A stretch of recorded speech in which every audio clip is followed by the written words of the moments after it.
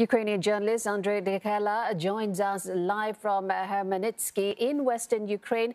Andrei, has the ceasefires worked or, in fact, created more confusion and chaos, especially with a third round of talks on the ceasefire coming? Will people trust it?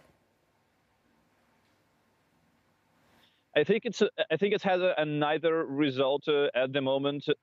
Yesterday, of course, more than 200,000 people were waiting for these corridors to start working and to start leaving the regions of Mariupol and Volnovakha in vehicles. However, that didn't happen.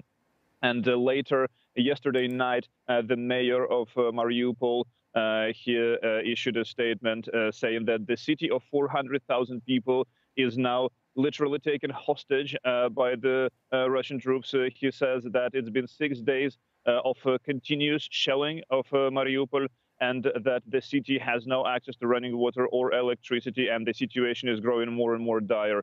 So he is saying as well that the question of humanitarian corridors is now being discussed at the highest level. So it is quite probable that we are going to hear more about it later today, as well as we may hear something about a humanitarian corridor in another region, in Kharkiv, where the city mayor also said that this has to be done in order to evacuate all the civilians who are still there and suffering from almost continuous shelling. We're also hearing reports of intense fighting on the outskirts of Kyiv. Any sense of how close the Russian forces are getting to the capital? In Kyiv, most of the fighting was reported, I think, yesterday. So all these reports are coming from satellite cities, smaller cities around the capital. I think during the night it was less intense, according to what I have seen so far.